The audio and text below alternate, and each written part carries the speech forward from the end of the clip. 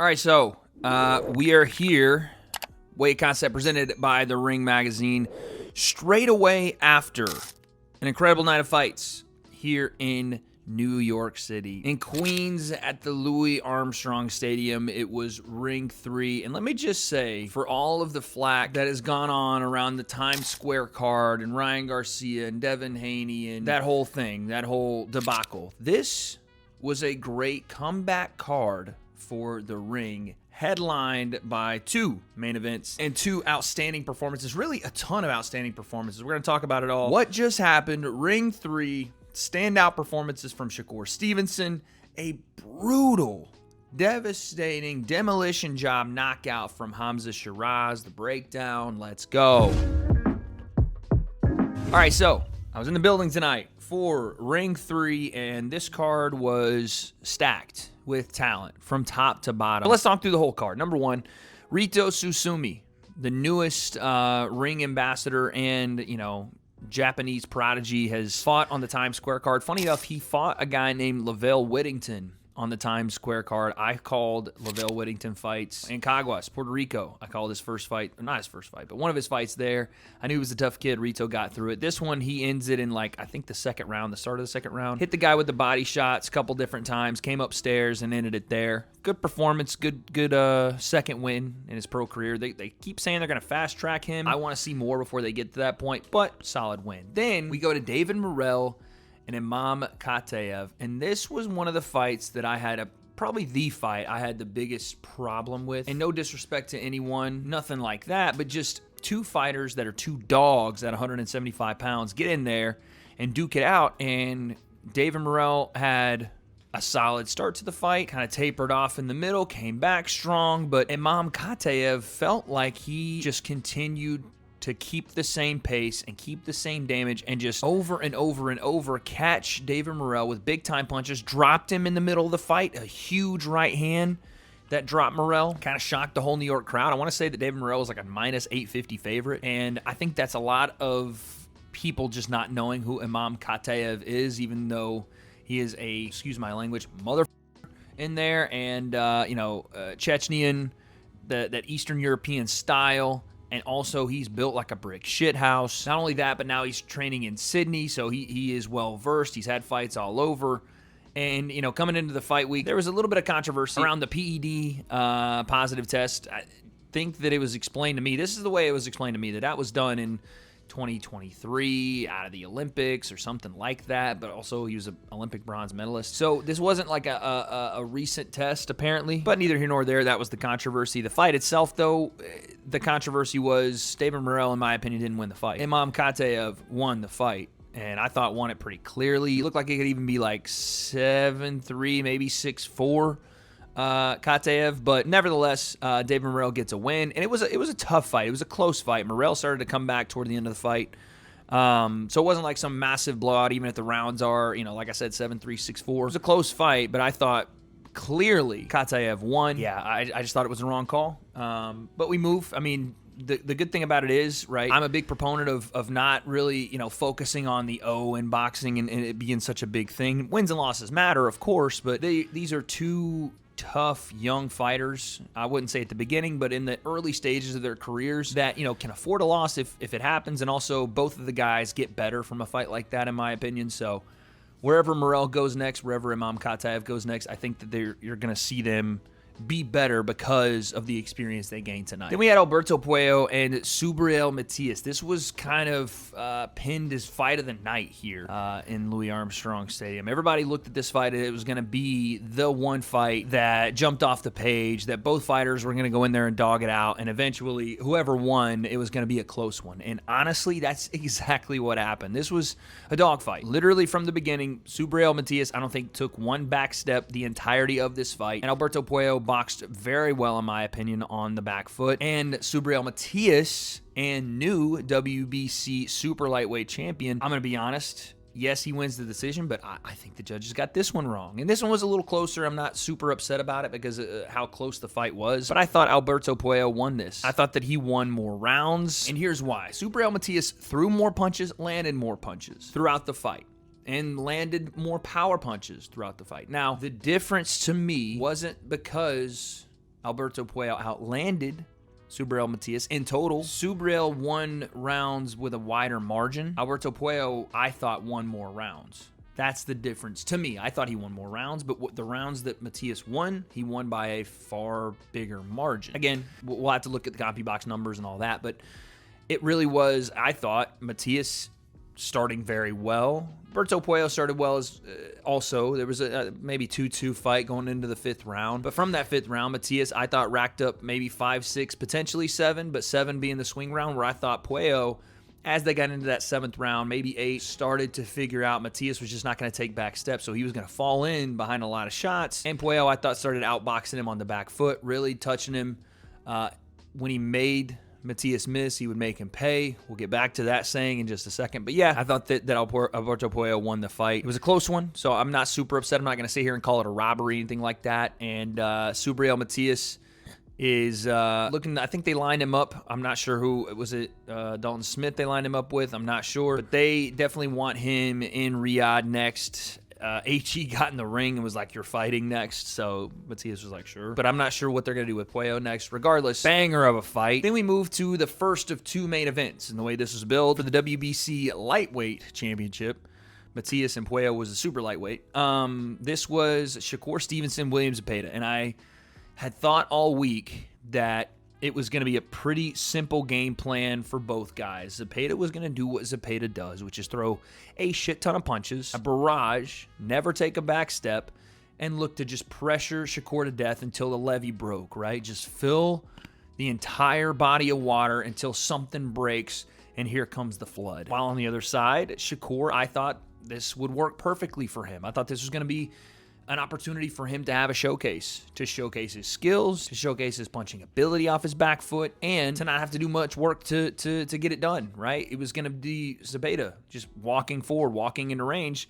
That was going to allow Shakur to do what he does best, which is counterpunch. And I was kind of right, but at the same time, kind of wrong, because the whole narrative around this fight, Tom and Jerry, Shakur's going to run, he's a runner, and eventually he's not going to have the gas anymore. Eventually Zepeda's going to catch him. That wasn't what happened. Shakur Stevenson fought this fight like, you know, you might compare it to the Valdez fight, but I don't even think you can really do that. He fought this like no other fight I've really seen from him, and that is a credit to him, and I think it's a credit to William Zepeda, because I think they both needed each other tonight in the Louis Armstrong Stadium. What I mean is Zepeda brought the best out of Shakur's offense tonight. I think a lot of the things that were said about Shakur and the runner and all that made him fight in a slightly different way. And Shakur, sitting down on his punches, brought the best out of Zepeda. Zepeda had to come through some adversity of his own, and it ended up making for a pretty darn good fight. But with that being said, I thought we got one of the best Shakur Stevenson performances I have ever seen tonight, because he was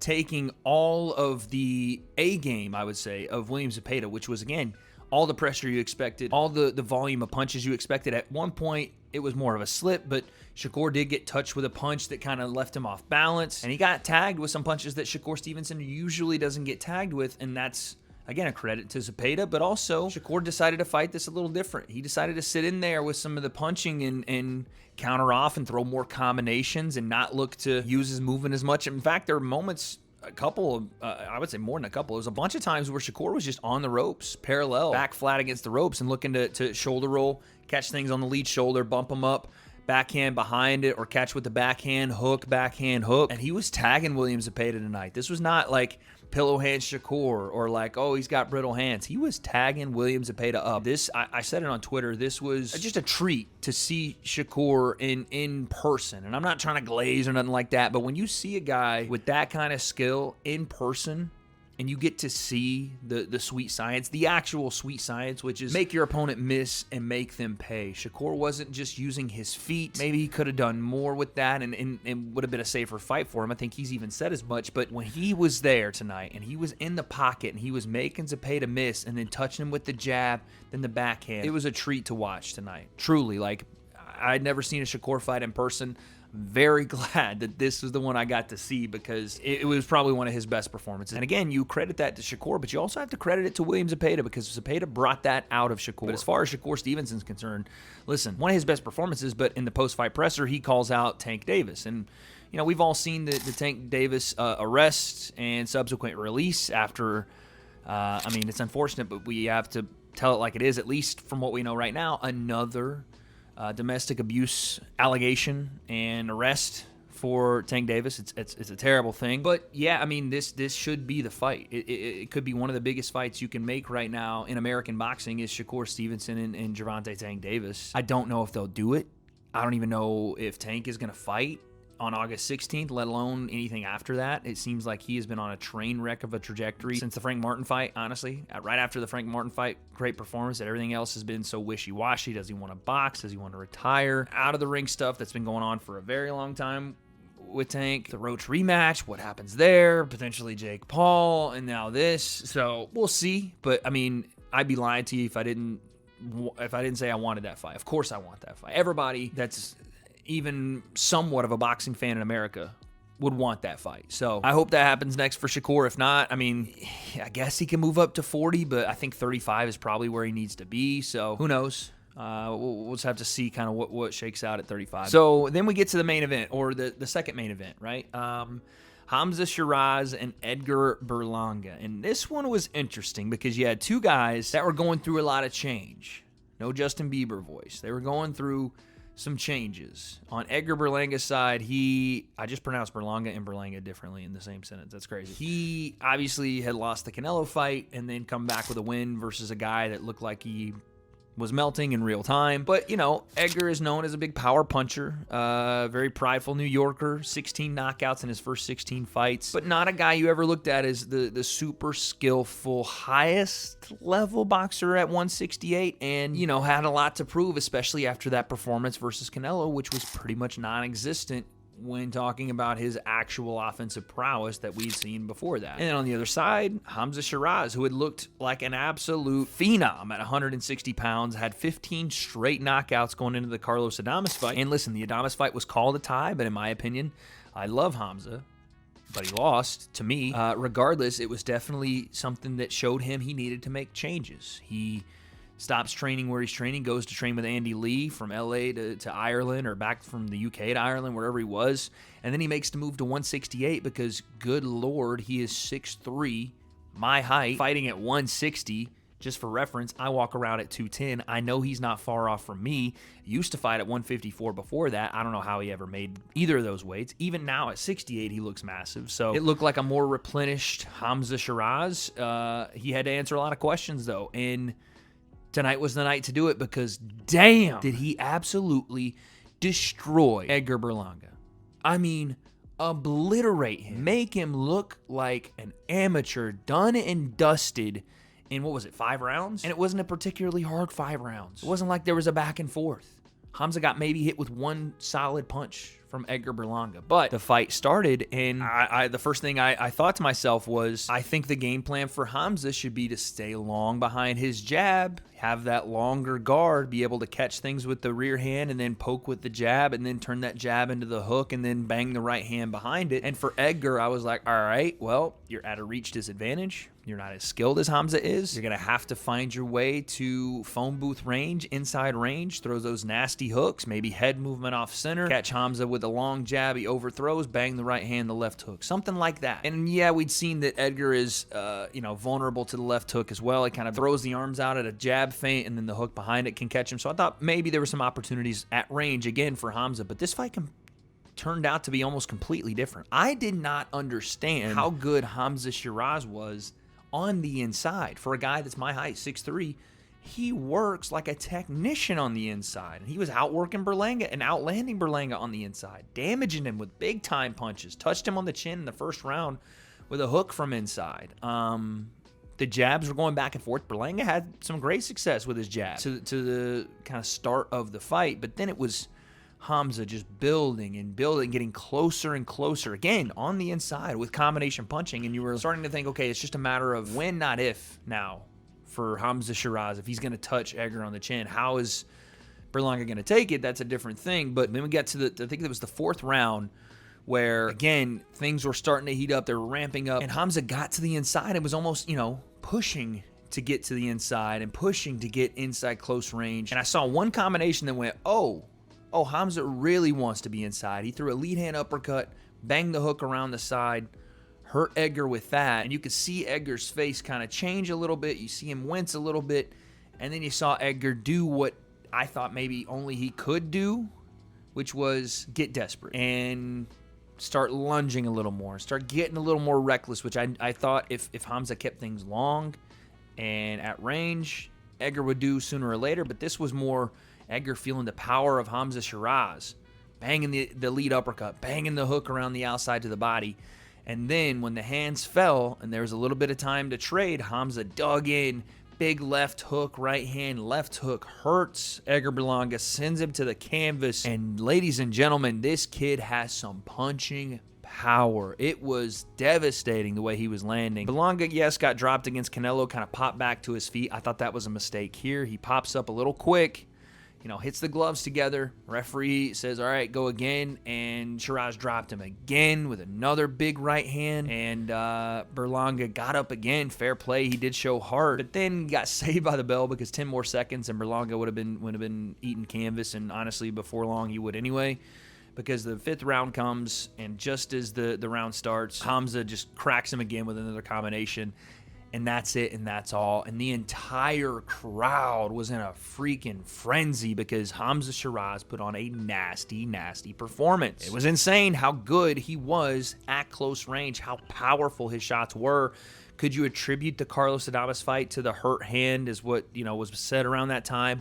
Maybe the weight cut, I don't know, but this looked like a completely different guy. And yes, Edgar Berlanga clearly now is no Carlos Adames. But still, what I'm about to say in no way, shape, or form actually matters because fights are judged as individuals and you can't really do boxing or MMA math because it just doesn't work, right? This guy beat this guy, so this guy will have to beat that dude, right? It doesn't work. But we did see Edgar Berlanga take a bit of a bump in popularity and in people's minds as a boxer based on the fact that he went 12 rounds with Canelo. Yes, Canelo dusted him. Yes, it was fairly easy. Yes, Canelo dropped him. But Canelo didn't do that to Edgar Berlanga. And sure, you can say, you know what? Canelo hit him so many times that Edgar just wasn't the same after that fight. Or you can say it doesn't really matter, Wade, what happened in the Canelo fight because this is completely different. And I'll agree with both of those things, potentially. But then you also have to understand what I'm saying is Hamzah Sheeraz at his first fight at 168 pounds did what no one else could do to Edgar Berlanga, and that is absolutely obliterate him inside 5 rounds. That's at least worth acknowledging. And he's young. He's with a great trainer in Andy Lee. He's got a great frame for 168. Good Lord, he's just tall. Again, I keep saying it, but his reach, his height. So let's see. Let's see before we just immediately dismiss this as, oh, it's Berlanga. And okay, Edgar Berlanga's not as good as we thought. Maybe. But that performance from Hamzah Sheeraz at least acknowledges that he's a real threat at 168. I don't know, again, if we're talking Canelo level. I don't know. But he is a damn good fighter, and he showed that tonight. What a performance by him. What a card here at Ring 3. This thing was insane. I hope you guys watched and enjoyed because I had a blast covering it all week. This week we've been in New York. I finally go back home tomorrow. And for those that have watched this channel for years, yes, I know that this is professional boxing and I haven't covered it as much in my rise as I am now. And I know it's a bit of a switch, but I hope you guys are enjoying some of this because I'm having a blast covering it. Getting to travel the world and all that, I don't think I ever would have imagined this just even 4 years ago. So appreciate you guys rocking with me. But this week we do have some news to get back to. I'm hearing some rumors about the influencer boxing scene and Misfits 22. We'll talk about that when I land in California. Also hearing some rumors on the MMA side. We're going to talk about that as well. Make sure you guys are locked in here at the W.A.D.E Concept. And we'll end this video how we always do. What do you guys think about the Ring 3 card, the performances, the decisions from the judges, the totality of what happened and what happens next for your winners, for your losers? I don't have those answers, but I guess we'll find out.